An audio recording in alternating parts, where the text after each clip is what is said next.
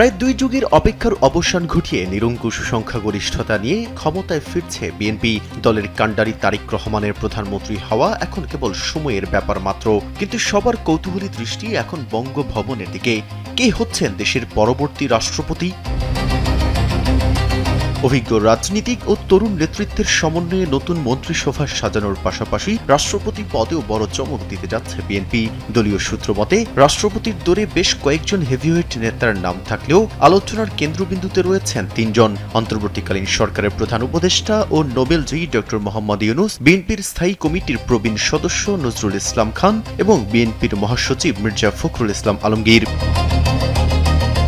দলীয় সূত্র ও হাইকমান্ডের ঘনিষ্ঠরা আভাস দিচ্ছেন, গত 1.5 দশকের প্রতিটি রাজনৈতিক ঝড়-ঝঞ্ঝা, মামলা হামলা আর জেল জুলুম সহ্য করে যিনি দলকে আগলে রেখেছেন, সেই মির্জা ফখরুল ইসলাম আলমগীরকে রাষ্ট্রপতি করে তার ত্যাগের সর্বোচ্চ রাজনৈতিক স্বীকৃতি দিতে চায় বিএনপি।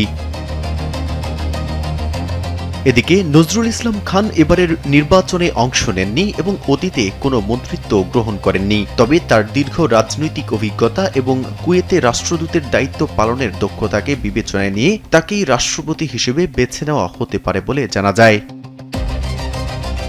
অন্যদিকে আন্তর্জাতিক গ্রহণযোগ্যতা এবং বৈশ্বিক ভাবমূর্তির কারণে ড. মোহাম্মদ ইউনূসও রয়েছেন এই তালিকায়। ড. মোহাম্মদ ইউনূসকে রাষ্ট্রপতি পদে রাখা নিয়ে বিএনপিতে ব্যাপক আলোচনা চলছে। তবে রাজনৈতিক ব্যক্তিত্বের বাইরে শিক্ষাবিদ হিসেবে ঢাকা বিশ্ববিদ্যালয়ের সাবেক উপাচার্য ড.